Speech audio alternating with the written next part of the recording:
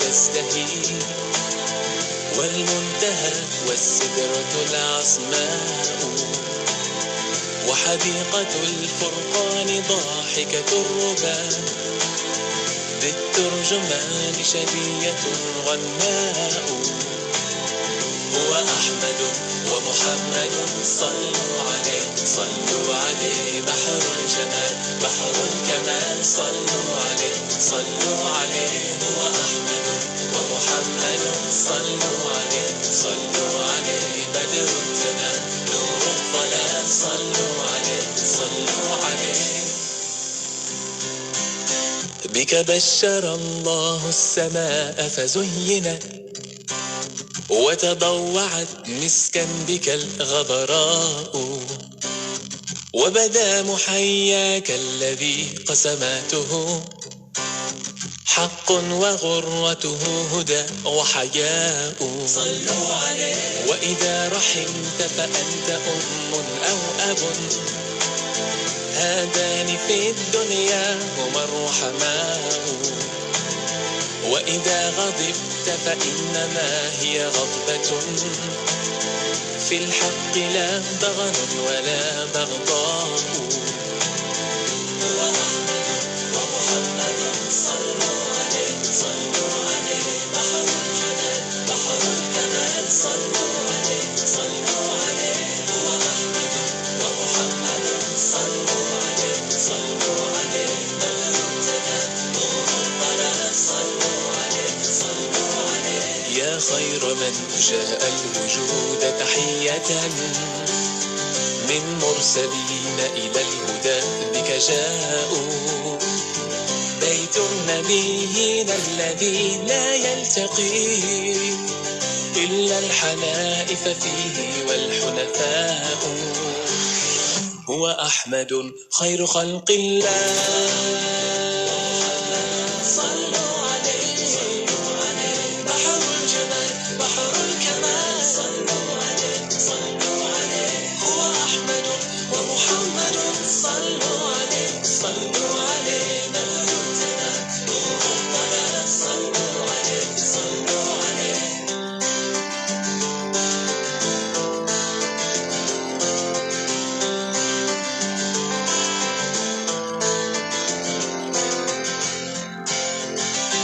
Inspirasi, Inforia, Islami, semuanya diikin.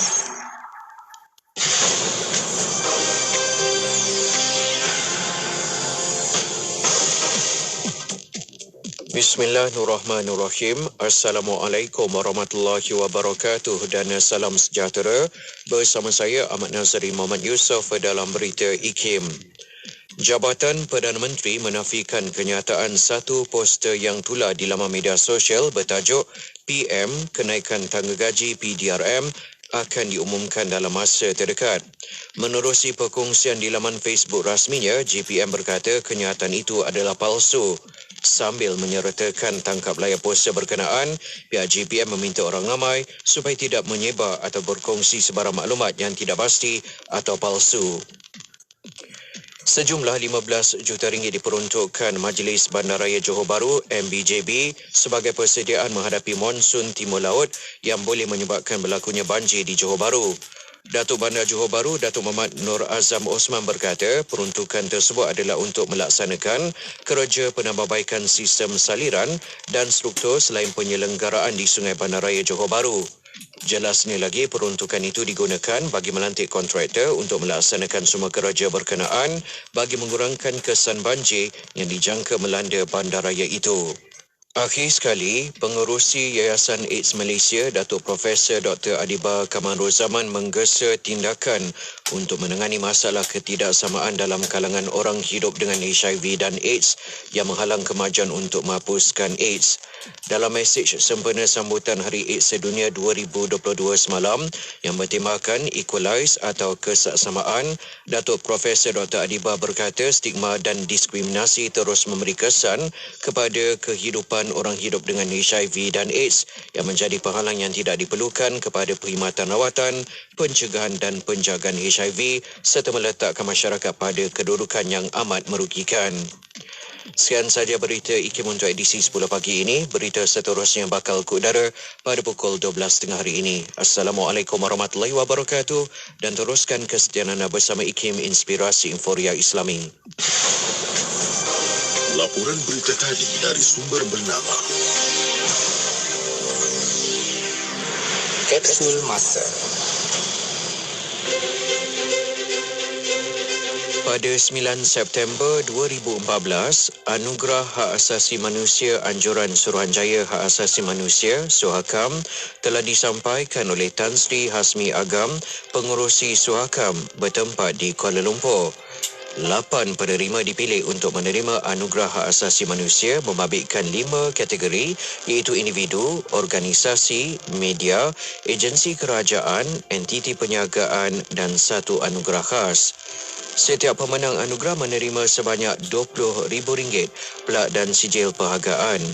Majlis anugerah ini bertujuan mengiktiraf sumbangan individu, organisasi, media, agensi kerajaan dan entiti perniagaan yang mempunyai rekod cemerlang dalam memajukan hak asasi manusia selain bagi menggalakkan penyertaan secara aktif serta mempromosikan dan melindungi hak asasi manusia di Malaysia. Petikan fakta ini disediakan oleh Seksyen Dokumentasi dan Penerbitan Arkib Negara Malaysia. Hello, JKM. Saya Fizan, boleh saya bantu? Sebenarnya macam ni. Okey, macam ni Puan. Pihak JKM ada menyediakan program PDK iaitu pemulihan dalam komuniti yang diuruskan oleh NGO. Jadi program ni khususnya adalah untuk OKU. Termasuklah Down syndrome dan juga masalah penglihatan. Terutamanya dari segi pemulihan. Apa lagi program-program yang disediakan dekat PDK tu?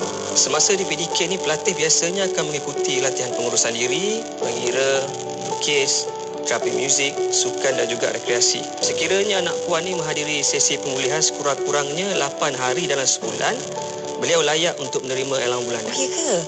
Alhamdulillah. Sekiranya puan berminat, puan boleh menghubungi terus PDK berhampiran tempat puan lah atau menghubungi pejabat kebajikan masyarakat daerah. Selain itu, sekiranya puan memerlukan maklumat lanjut berhubung perkhidmatan JKM, puan boleh melayari laman sesawang berikutlah: www.jkm.gov.my. لا إله إلا الله وحده لا شريك له له الملك وله الحمد يحيي ويميت وهو على كل شيء قدير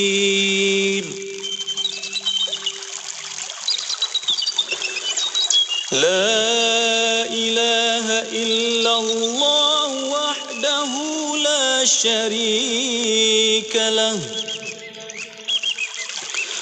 له الملك وله الحمد يحيي ويميت وهو على كل شيء قدير لا إله إلا الله وحده لا شريك له له الملك وله الحمد يحيي ويميت وهو على كل شيء قدير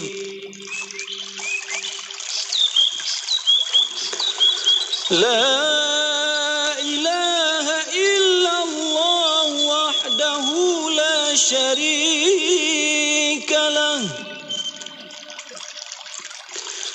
له الملك وله الحمد يحيي ويميت وهو على كل شيء قدير لا إله إلا الله وحده لا شريك له له الملك وله الحمد يحيي ويميت وهو على كل شيء قدير. Dalami ilmu untuk kehidupan kita seharian bersama Nur Hayati Paradi di Aspirasi 10.1. IKIM, Inspirasi Inforia Islami. Assalamualaikum warahmatullahi wabarakatuh. Dimulakan dengan lafaz suci Bismillahirrahmanirrahim. Selamat dan salam buat Rasul junjungan Nabi Muhammad sallallahu alaihi wasallam. Allahumma salli ala sayyidina Muhammad wa ala ali sayyidina Muhammad. Alhamdulillah. Terima kasih rakan pendengar Radio Institut Kefahaman Islam Malaysia kerana terus setia bersama kami, dan waktunya untuk bersama saya Nur Hayati Paradi. Perkongsian kita hari ini hari Khamis. Kita berada di muka surat pertama untuk bulan Disember 2022. Hari ini merupakan hari AIDS sedunia sebenarnya, untuk sama-sama kita boleh kata 1 Disember 2022. Hari ini merupakan hari AIDS sedunia untuk kita sama-sama memperingati dan mempunyai kesedaran berkenaan dengan hari AIDS sedunia. Tapi hari ini kita bersiaran juga untuk 6 Jamadil Awal 1444 Hijrah. Semoga sentiasa dalam kebaikan rahmat Allah Subhanahu Wa Taala untuk semua sahabat pendengar Radio Institut Kefahaman Islam Malaysia.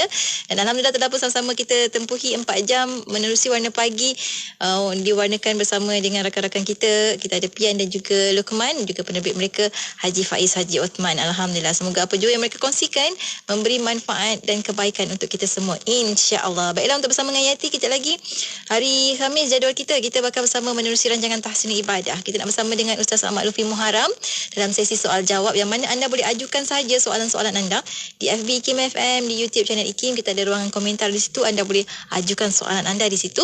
Ataupun satu lagi platform, anda boleh ajukan soalan di WhatsApp konti IKIM di 01129004. Saya ulangi nombor telefon ataupun WhatsApp di konti IKIM di 01129004. Ajukan soalan anda. Moga-moga sebab daripada soalan anda mencambahkan lagi ilmu kita semua, insya-Allah. Baiklah, untuk bersama dengan kita, sebelum nak bersama dengan Ustaz Ahmad Lutfi Muharram untuk sesi soal jawab dalam Tahsin Ibadah, jom kita dengarkan lagu pertama inspirasi kita pada pagi ini. Kita ada Ustaz Munif Hijaz featuring Rabitah menerusi lagu Keliru, tentunya hanya di IKIM Inspirasi Inforia Islami. Bertemakan saya Nur Hayati Paradi.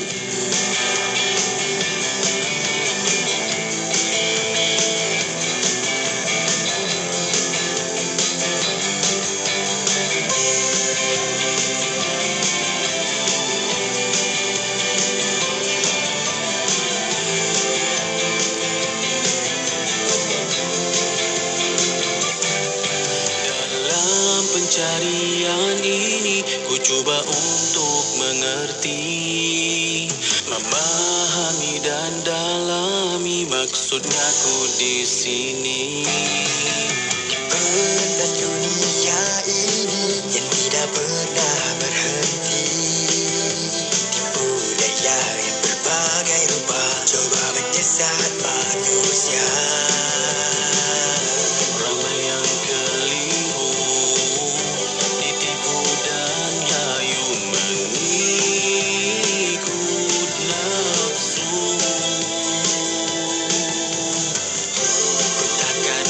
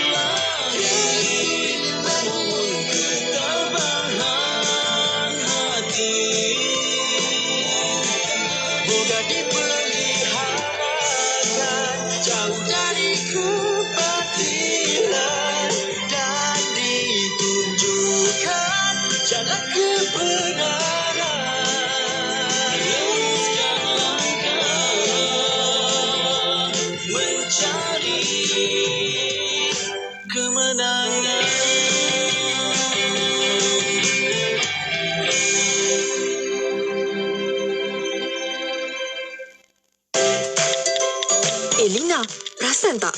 Saya tengok sekarang ni kan banyak syarikat mempromosikan produk mereka di media sosial. Mestilah Aisyah.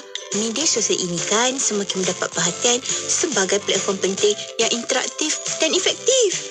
Oh, patutlah. Sebelum ni kita hanya bersiaran di Radio IKIM je. Sekarang, Radio IKIM tawarkan untuk bersiaran di Facebook dan YouTube. Menarik sangat tu. Saya tengok pengikut di media sosial IKIM lebih 1 juta. Dah, jom kita telefon sekarang. 012-686-9236 untuk tepas slot. Triple A, sah berilmu, mudah patuh syariah, melabur menambah rezeki. Ayo bangkit berani. Dapatkan 15,000 tiket percuma Kickstart Faham. Langkah pertama labur saham syariah. Layari labursaham.com. Labursaham.com. Ayo bangkit berani. Asri Ahmad Academy. Triple A. Ingat saham, ingat Triple A. Permohonan adalah dipelawa daripada warga negara Malaysia yang berkelayakan untuk mengisi jawatan pegawai takbir grade N41 di Institut Kefahaman Islam Malaysia. Terbuka kepada warga negara Malaysia yang berumur tidak kurang daripada 25 tahun pada tarikh tutup iklan jawatan. Mempunyai ijazah sarjana muda kepujian dengan pengkhususan dalam bidang pengurusan pejabat, perniagaan serta yang bersesuaian yang diiktiraf oleh IKIM daripada institusi pengajian tinggi tempatan atau kelayakan yang setaraf dengannya. Calon hendaklah mempunyai 2 tahun pengalaman dalam bidang pengurusan kualiti, ISO dan juga pengurusan rekod.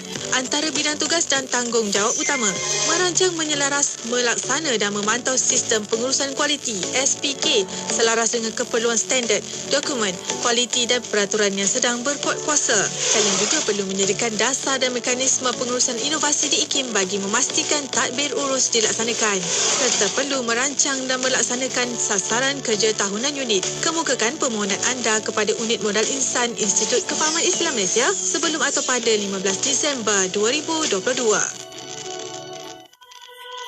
Radio IKIM memberi anda motivasi terbaik di waktu pagi bersama Pian dan Lokman di Warna Pagi IKIM. Bila kita tengah rasa ada masalah, kita serabut, apa yang kita buat? Apa yang kita buat?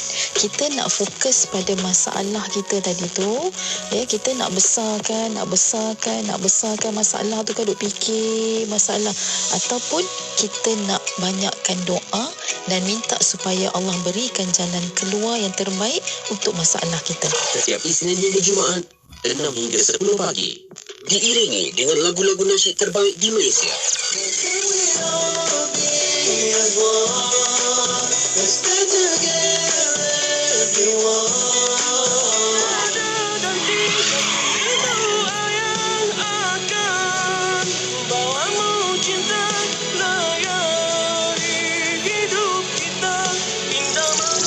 Sedia bersama IKIM, Inspirasi Inforia Islami. Inspirasi Inforia Islami tentunya hanya di Radio Institut Kefahaman Islam Malaysia. Alhamdulillah, waktu ini kita bersiaran bersama dengan sahabat pendengar menerusi perkongsian pertama kita hari Khamis. Kita ada rancangan Tahsinul Ibadah. Untuk sesi soal jawab bersama dengan Ustaz Ahmad Lutfi Muharram di hujung talian dan pun bersedia bersama dengan kita ada Ustaz Ahmad Lutfi Muharram. Assalamualaikum Ustaz. Waalaikumsalam warahmatullahi. Masya Allah. Terima kasih banyak Ustaz kerana sudi untuk bersama kami pagi ini untuk sama-sama melayani soalan-soalan sahabat-sahabat pendengar yang mana anda boleh ajukan soalan-soalan anda di FB IKIM FM dan juga YouTube channel IKIM. Sekarang ini bersiaran secara langsung, jadi anda boleh letakkan di ruangan komentar ataupun anda pergi saja ke WhatsApp IKIM, tanyakan soalan anda, letakkan soalan anda di WhatsApp IKIM di 01129004 004 01129004 Ustaz, sebelum kita nak mulakan sesi soal jawab kita, sedikit mukadimah daripada Ustaz. Silakan Ustaz. Assalamualaikum warahmatullahi wabarakatuh. Bismillahi wassalatu wassalam ala rasulillah wa ala alihi wa sahbihi wa man walah. Amma ba'd. Terima kasih kepada DJ Nurhayati Paradi, penerbit rancangan Tahsinul Ibadah, dan seterusnya sidang pendengar IKIM yang dirahmati Allah Subhanahu wa taala. Manusia hidup atas muka bumi ini tidak dapat lari daripada berteman, mempunyai kawan.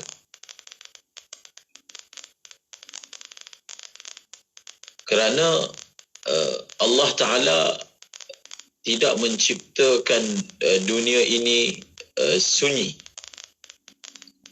Fitrah manusia perlukan teman, perlukan kawan. Kawan yang baik dapat memberi kesan yang baik pada diri seseorang. Dan kawan yang buruk akan memberi kesan buruk pada peribadi seseorang. Sebab itu disebut dalam hadis, fanzur ila man yukhadilu, hendaklah kamu melihat kepada siapa seseorang itu berteman, kepada siapa seseorang itu berkawan. Ada beza antara bersama dengan berteman. Bukan maksudnya apabila kita menyuruh supaya kita berteman, kita berkawan dengan orang yang baik, kita tinggalkan terus orang-orang yang kita sebut sebagai buruk akhlaknya. Bukan maksudnya begitu. Berkawan ni maksudnya orang yang kita kongsi rahsia kita bersama dengan dia. Orang yang kita selalu makan bersama dengan dia, meminta pandangan daripada dia. Itu maksud kawan. Adapun bersama, sepatutnya kita sebagai seorang yang berilmu, sebagai ulama, perlu turun padang bersama dengan orang-orang di tepi jalan, bersama dengan orang-orang yang gelandangan, ataupun kita kata orang yang suka melepak di tepi jalan, bersama dengan erti kata duduk dengan dia dan bercakap kalam dakwah dengannya. Kerana kalaulah kita tinggalkan mereka ini, maka mereka akan terus kekal dalam dunia mereka tanpa ada orang menasihati dan tidak ada orang yang memberi peringatan. Satu perkataan daripada Al-Imam Syafi'i yang bagus dijadikan panduan dalam bab berteman. Sebab ada orang ni dia jenis ramah terlebih. Dan ada orang pula dia, orang Melayu panggil kera sumbang, tak bergaul dengan orang. Sepatutnya kita memposisikan diri kita tengah-tengah. Tidaklah terlalu ramah dan tidaklah terlalu menyendiri. Bagi itulah yang terbaik.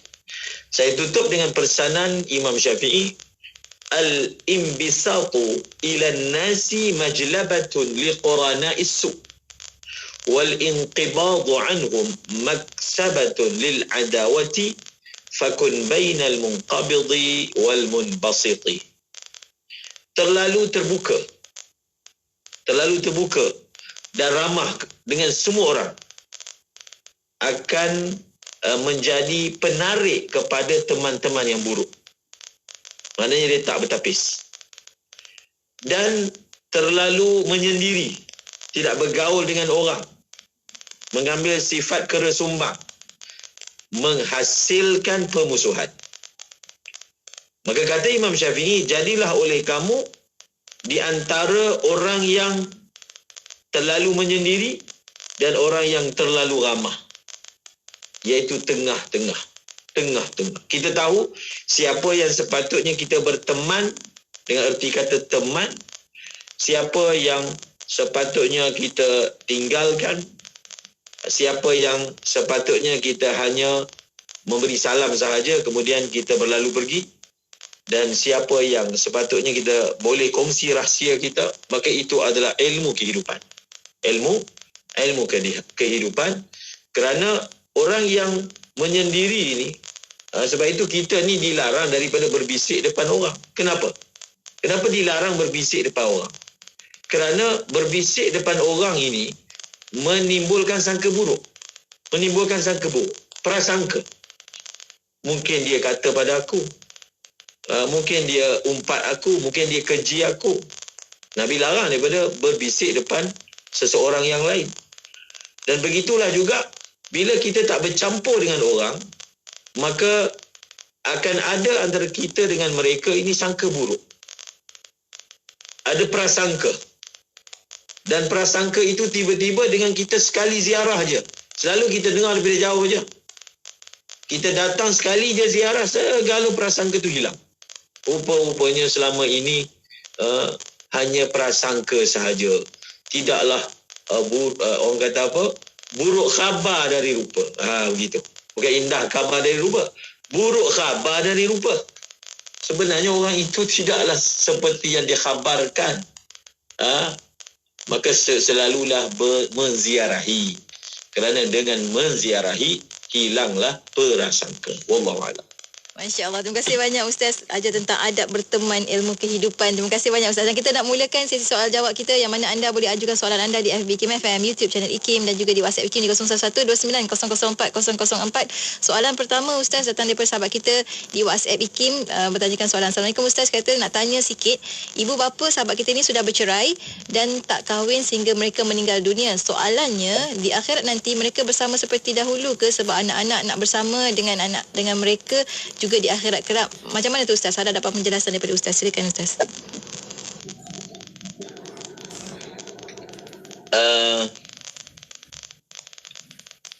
Di hari akhirat nanti, hukum dia tidak sama seperti di dunia. Itu kena faham. Tak sama. Apabila tiba sahaja hari akhirat, maka terputuslah semua hubungan. Nabi menyebut, lebih kurang mafhum hadisnya, pada hari akhirat terputuslah semua nasab. Kebapaan ke, keibuan ke, keanakan ke, keadik-beradikkan ke. Nasab itu ketika di dunia. Tidak di hari akhirat. Kecuali nasabku. Iaitu nasab berketurunan Rasulullah SAW. Maka ia akan memberi faedah pada hari akhirat kelak. Sebab itu ulama menyatakan nanti di dalam syurga mungkin sahaja satu orang itu berkahwin dengan adik dia. Mana isteri dia dalam syurga itu adalah adik dia. Isteri dia dalam syurga itu kakak dia. Faham kan maksud dia? Sebab apa? Sebab apa manusia ini bila hari kiamat dia bukan keluar daripada rahim yang sama dah. Tak keluar daripada rahim yang sama. Kenapa kita dipanggil adik kepada satu orang perempuan ataupun kakak kepada seorang lelaki? Sebab kita ini keluar daripada tembuni yang sama. Betul tak bahasa dia? Betul. Kita keluar daripada rahim yang sama. Sebab itu orang panggil adik-beradik. Tapi nanti bila kebangkitan semula, tidak ada rahim yang sama, tidak ada. Kerana manusia telah hancur. Dibangkitkan semula, diciptakan daripada kosong, daripada tulang sulbi dia, ajuzuz zanab dia, maka dijadikan seorang manusia. Maka boleh sahaja berlaku nanti di hari kiamat, satu orang itu dia kahwin dengan adik-beradik dia. Allah Ta'ala wujudkan keadaan seperti itu, yang mana hubungan di hari akhirat nanti ini adalah hubungan agama sahaja. Dia bukan hubungan nasab. Hubungan agama sahaja. Dan satu orang itu, saudara dia di hari akhirat adalah orang Islam. Orang Islam. Bukan ibu dia, bukan bapa dia, bukan adik dia, bukan kakak dia. Orang Islam. Maka maknanya kalau agamanya bagus adik-beradik, maka mereka boleh saling berziarahi tapi bukan tinggal bersama. Masing-masing diberi surga yang berbeza-beza dengan nikmat yang berbeza-beza. Cuma dalam masalah suami isteri ada perbahasannya. Suami isteri. Satu orang dia perempuan, dia kahwin dengan banyak suami. Jadi ditanya oleh satu orang sahabat, siapa suami dia? Siapa yang akan jadi suami dia nanti? Maka Rasulullah SAW menyebut, yang akan jadi suami dia adalah ahsanuhum khuluqan. Contohnya dia kahwin dengan 4 orang lelaki. Semuanya meninggal dunia. Tidaklah dikatakan suami dia kelak dalam syurga itu, kalau ditakdirkan dua-dua masuk syurga, suami yang terakhir tidak. Bukan begitu. Ahsanuhum khuluqan, orang yang paling akhlak, baik akhlaknya di antara semua mereka. Kemudian disebut, sesungguhnya akhlak yang baik itu telah sapu bersih semua kebaikan. Jadi kena faham tu, kehidupan dalam syurga ini dia punya sentimental dia tidak berbangkit sentimental kekeluargaan, disusun atur oleh Allah Subhanahu Wa Taala. Dunia syurga berbeza dengan dunia sekarang ini. InsyaAllah selagi berlaku baik dapat masuk syurga, sama-sama mungkin dapat bertemu di syurga nanti Ustaz kan. Dia melawat lah kan kiranya. Baik, seterusnya kita ada soalan daripada sahabat kita juga di WhatsApp Wikim. Tanyakan soalan, kata, mohon Ustaz terangkan tentang urutan yang perlu diikuti bagi orang yang ada kekangan untuk solat secara normal. Contohnya, yang pertama berdiri, yang kedua duduk jika tak boleh sujud, yang ketiga duduk antara dua sujud jika tak boleh berdiri, baring menelentang jika tak boleh berdiri dan duduk. Jadi, mana aturan-aturan tu Ustaz?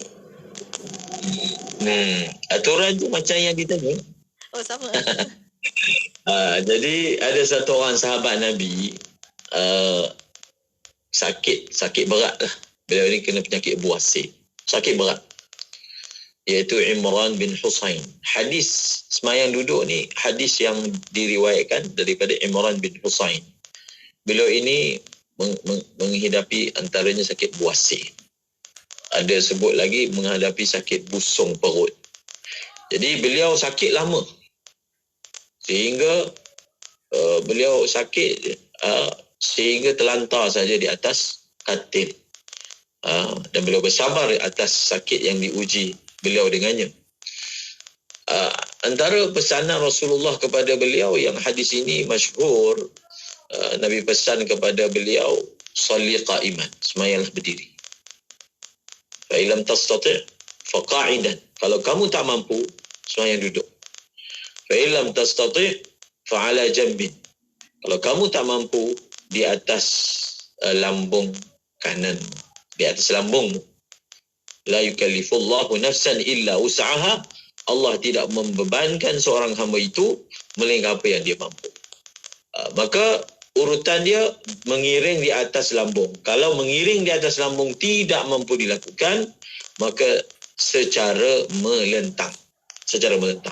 Ini adalah bagi orang yang tak mampu berdiri. Namun tidaklah bermakna orang yang tak mampu berdiri tetapi dia mampu sujud, dia boleh sujud di atas kerusi. Ini yang banyak kesalahan dilakukan. Orang yang sembahyang di atas kerusi sedangkan dia sebenarnya boleh turun ke bawah bersujud. Dia hanya berpada dengan isyarat sahaja. Ingat betul-betul, solat seperti ini tidak sah. Sama ada sembahyang itu sembahyang fardu dan sembahyang itu ataupun sembahyang itu sembahyang sunat. Bila kita tak mampu berdiri, yang dibenarkan kita duduk. Yang digugurkan adalah berdiri. Namun kalau dalam masa yang sama kita masih boleh sujud, maka kita wajib sujud. Ingat betul-betul yang sembahyang atas kursi kena sujud atas bumi. Bagi mereka yang boleh turun dan naik balik duduk atas kerusi. Sekiranya tidak, maka tidak sahlah sembahyang kita. Selalu dah kita ingatkan di dalam rancangan ini, mereka yang nak sembahyang atas kerusi, tanya dulu dengan ulama', tanya dulu dengan asatizah, bentangkan kita sakit apa, biar dia soal sikit, dia pastikan sedikit apa sebenarnya keadaan kita dan apa saranan dia dalam urusan solat kita. Itulah yang dikerjakan. Bukan kita memandai sendiri sembahyang atas kerusi dalam keadaan sebenarnya kita belum layak lagi pun sembahyang di atas kerusi. Berdiri adalah rukun sembahyang. Kalau kita tak buat, sembahyang tak sah. Sujud di atas tanah adalah rukun sembahyang. Kalau kita tak buat, sembahyang tak sah. Kecuali kalau kita tidak mampu. Justru kena memahamilah apa makna tidak mampu itu supaya sembahyang kita itu sah dan diterima di sisi Allah Subhanahu Wa Taala. Ustaz, saya nak recap sikit Ustaz. Kalau maksudnya kalau orang tu dia tak boleh berdiri, dia duduk atas kursi, tapi dia boleh sujud. Maksudnya seketika sujud tu dia sujud macam biasa, kemudian dia akan duduk semula dekat kerusi lah Ustaz. Untuk yang berdiri. Kalau ditanya yang mana lebih afdal, sembahyang atas kursi ke sembahyang atas tanah? Maka jawapannya sembahyang atas tanah. Sembahyang atas tanah. Duduk je atas bawah. Walaupun kaki melunjur. Walaupun melunjur. Walaupun bersila. Kadang orang tu mungkin dia rasa payahlah duduk atas tanah sebab nak kena duduk tahiyat awal ke ataupun nak kena duduk tahiyat akhir. Tidak. Duduk bersila boleh. Semayang duduk bersila. Ataupun semayang melunjur. Kalau kita boleh lakukan begitu, maka tak ada masalah. Dia lebih afdal. Kalau nak duduk itu, kita duduk di atas tanah berbanding duduk di atas kerusi. Wallahualam. Masya Allah. Kalaulah duduk di atas tanah itu tidak memberatkan kita. Baik, Masya Allah. Terima kasih banyak Ustaz untuk pencerahan. Dan kita akan berhenti rehat seketika. Banyak lagi soalan daripada sahabat-sahabat pendengar. Anda boleh terus ajukan soalan-soalan anda. Kalau ada kesempatan, kita akan cuba sehabis baik untuk menjawab kesemuanya. Dan kita akan berhenti rehat seketika untuk jangan ke mana-mana. Teruskan kesetiaan bersama kami tentunya hanya di IKIM, Inspirasi Inforia Islami.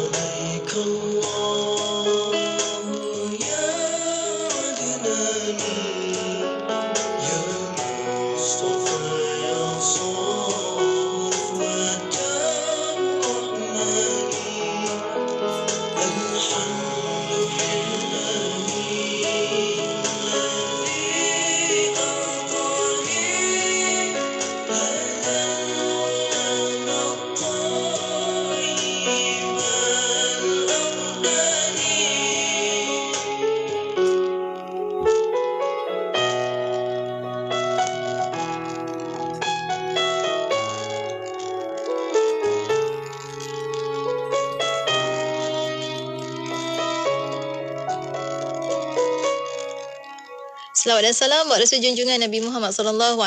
Kembali bersiaran menerusi rancangan tahsun ibadah untuk sesi soal jawab bersama dengan Ustaz Ahmad Lufi Muharram, yang mana anda ajukan soalan anda di FB IKIM FM, di YouTube channel IKIM dan juga di WhatsApp IKIM di 0112900004. Ustaz, kita sambung lagi soalan daripada sahabat-sahabat kita Ustaz yang telah pun menghantarkan soalan-soalan mereka. Kita terus ke soalan di YouTube channel IKIM. Kita ada Encik Ahmad tanyakan soalan. Kata, Ustaz, selesai khutbah solat Jumaat, khatib di atas mimbar akan membaca doa. Haramkah pada saat itu untuk para jemaah menadah tangan? Harap Ustaz dapat jelaskan pada kaum Adam yang sama ada menadah tangan ataupun tidak. Ustaz, silakan. Haramkah menadah tangan? Tak mungkinlah. Tak mungkinlah angkat tangan tu jadi haram. Haram ni maknanya berdosa. Dosa ni maksudnya boleh menjadi sebab masuk neraka. Jadi tak mungkin lah. Kita dengar pun kita tahu sekali imbas. Maknanya orang tak belajar pun, sekali imbas dia boleh anggar lah benda tu tak haram. Cuma dia tak pastilah benda tu disunatkan ke ataupun tak elok angkat ke. Haram itu secara pasti memang tidak. Dan ulama telah sebut benda ni. Misalnya Ibn Hajar Al-Haytami dalam kitab beliau, dan disebut juga oleh anak murid beliau dalam Fathul Mu'in, bahawasanya disunatkan untuk pertama kita aminkan doa imam. Sebab kaedahnya bila ada doa kita aminkan. Umum. Bila ada yang berdoa dan doa itu pula untuk umum, Allahumma ghfir lil mu'minina wal mu'minat, ya Allah ampunkan dosa orang beriman lelaki dan perempuan, itu doa umum, maka kita yang mendengar amin, doakan. Yang kedua, apabila berdoa maka mengangkat tangan. Mungkin ada yang menyebut bahawasanya yang berdoa itu sendiri tidak mengangkat tangan, iaitu imam. Mengapa yang mendengar doa mengangkat tangan? Kita perlu faham bahawasanya imam tangannya itu ada istighal dengan benda sunat yang lain. Al-mashghul la yushghal. Tangannya itu disunatkan untuk dia pegang. Dia pegang apa? Dia pegang, orang panggil apa? Tongkat ke Ustaz? Tongkat. Dia pegang tongkat.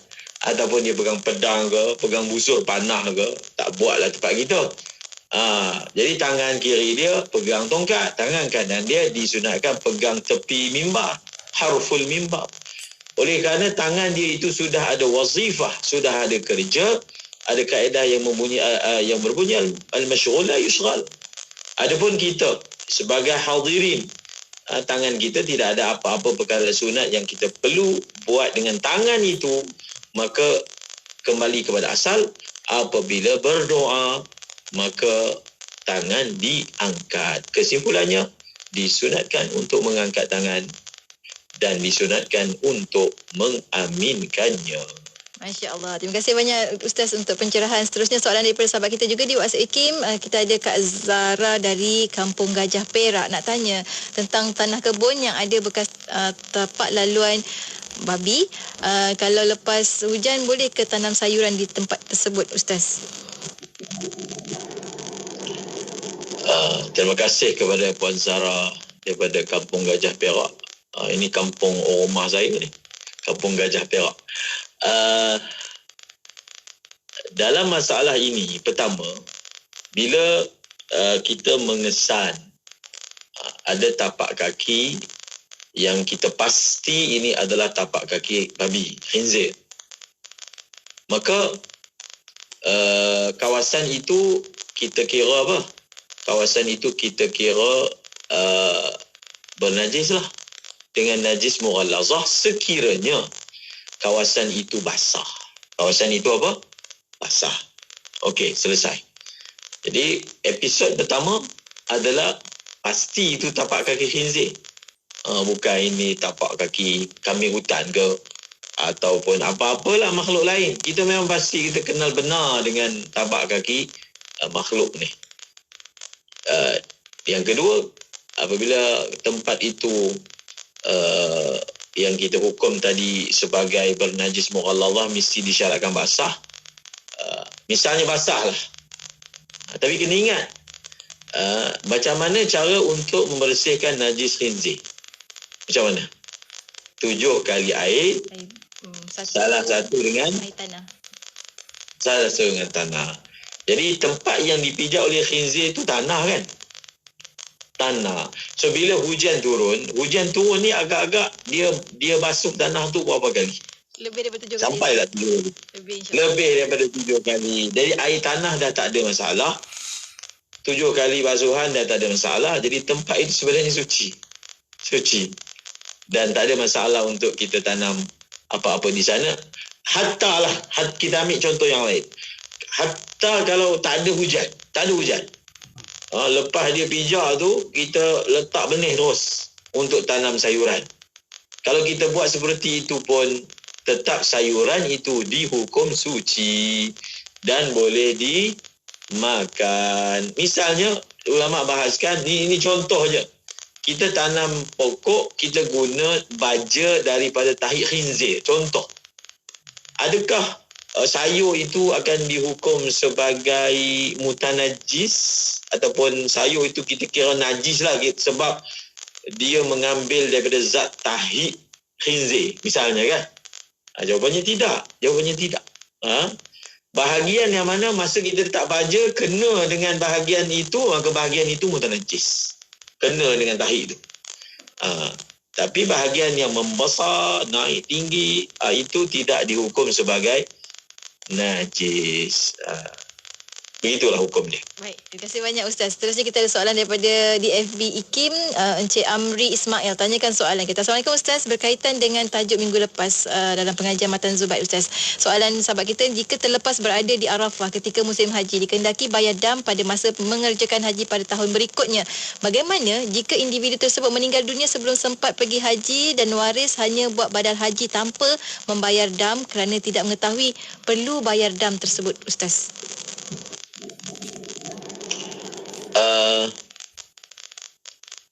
Dalam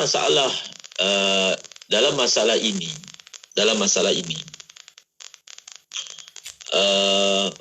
pertama, orang yang terlepas wukuf di Arafah ini, adakah ini tahun pertama yang dia mampu pergi haji? Okey? Ataupun ini tahun yang kedua, ketiga. Maksudnya dia dulu pernah mampu pergi haji tapi dia tak pergi. Selepas itu baru dia pergi. Itu maksud saya, ini tahun yang selepas daripada tahun yang dia mampu pergi haji. Dalam istilah fiqah dia panggil sinil imkan, tahun-tahun mampu. Kalau dalam kes yang pertama, orang ni, ini tahun pertama dia mampu pergi haji dan bila dia sampai sana dia terhalang. Daripada segi hukumnya tidak wajib dibadalkan haji untuk dia. Okey? Tidak wajib dibadalkan haji untuk dia. Tapi kalau ini adalah tahun yang kedua, ketiga yang dia telah mampu pergi haji, cuma tahun pertama dia tak pergi, dia pergi tahun yang seterusnya, maka pada ketika itu dia termasuk dalam kategori orang yang meninggal dunia dalam keadaan istita'ah, mampu untuk melaksanakan haji. Itu kena faham antara yang mana wajib dibadalkan dalam isu ini dan yang mana wajib tidak dibadalkan. Kemudian dalam situasi yang wajib dibadalkan, maka apabila kita buat bagi pihak dia, maka seperti mana dam ni, seperti mana hutang bila satu orang meninggal dunia, ada hutang yang melibatkan manusia, ada hutang yang melibatkan Allah. Misalnya dia meninggal dunia dalam keadaan dia ada dam tamattu' belum settle. Dia ada dam sebab buat larangan-larangan umrah ataupun larangan-larangan haji yang tertunggak. Maka ia termasuk hutang dengan Allah Subhanahu wa taala yang perlu diselesaikan. Jadi kalau ahli keluarga tak tahu yang kena, buatlah sekarang. Sekarang dah tahu kan? Buat. Semasa tidak tahu, tidak buat. Apabila sudah tahu, maka laksanakannya. Begitulah sifirnya. Baik, terima kasih banyak Ustaz. Seterusnya kita ke soalan seterusnya daripada sahabat kita di WhatsApp IKIM Ustaz. Tanyakan soalan daripada Encik Ahmad dari Seri Iskandar Perak. Yang pertama, kata saya mengikut imam, setelah imam takbiratul ihram diikuti semua makmum, tiba-tiba imam membatalkan solatnya dan menyangkutkan mikrofon pada makmum di belakangnya. Bagaimana status makmum yang telah niat makmum tadi? Adakah sah solat mereka dan niat berjemaah tu Ustaz?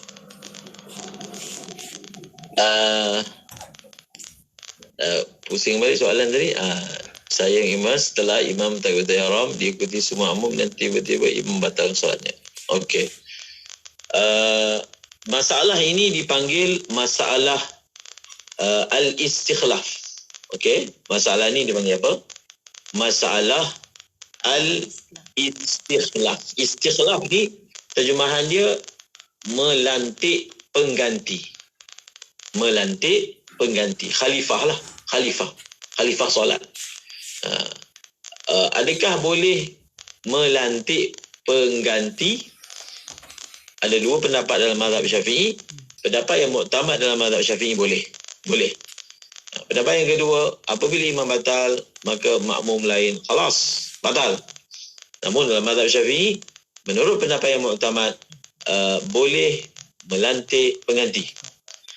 Dan apabila melantik pengganti, kalau satu orang itu telah diletakkan mikrofon seperti yang dinyatakan tadi, maknanya dia telah dipilih oleh imam sebagai pengganti, maka dia maju ke hadapan dan makmum yang lain teruskan solat mengikut imam yang baru.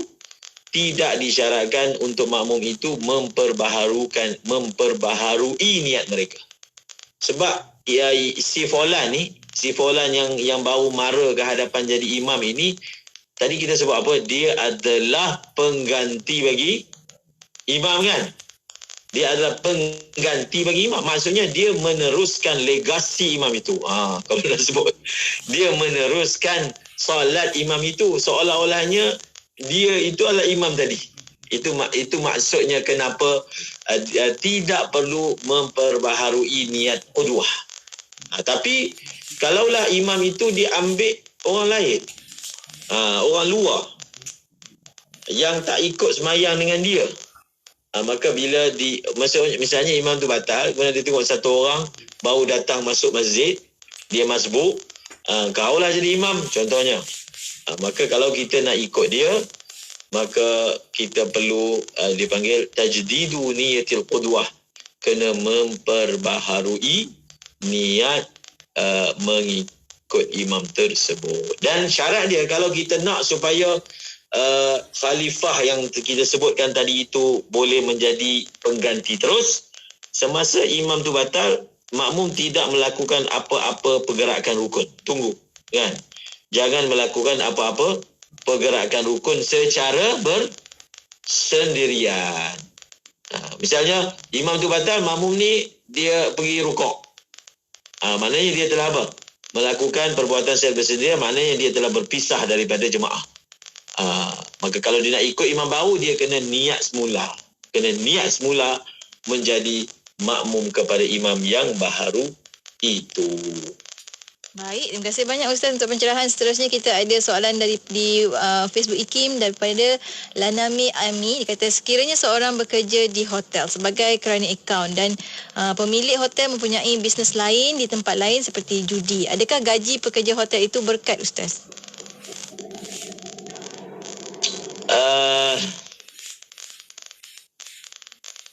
Kita masalah pekerjaan kita ini, kita memberi servis untuk apa? Lapangan apa? Misalnya satu orang ini dia ada buat pekerjaan haram, pekerjaan halal. Kita kerja dengan dia dalam lapangan yang halal tu. Yang halal. Tidak dalam lapangan yang haram. Misalnya dia orang bukan Islam, dia ada bisnes arak. Dalam masa yang sama dia ada bisnes yang halal. Kedai runcit ke apa, misalnya lah. Maka kalaulah kita bekerja pada lapangan yang langsung tidak terlibat dengan yang haram, maka rezeki kita halal, gaji kita sah. Adapun dia punya pekerjaan lain yang haram itu tidak ada kena-mengena dengan kita. Sebab itu boleh bermuamalat dengan orang bukan Islam, selagi mana kita tidak pasti dan yakin duit yang dia bagi kat kita, barang yang dia jual pada kita itu daripada sumber yang haram. Itulah cara muamalat Islam, iaitu dibina atas sahih. Nabi tidak memperincikan. Misalnya orang kafir, Nabi meminjam daripada orang bukan Islam pun ada juga. Nabi menggadaikan baju besinya kepada orang bukan Islam pun ada juga. Dan ketika berurusan, maka kita melihat kepada yang zahir, dan lapangan yang kita berurusan itu tidak ada terlibat langsung dengan yang haram. Masalah dia juga mempunyai pendapatan yang tidak halal, tidak ada kaitan dengan diri kita. Sebab dalam masalah ini bukan hanya bukan Islam lah, orang Islam pun sama juga.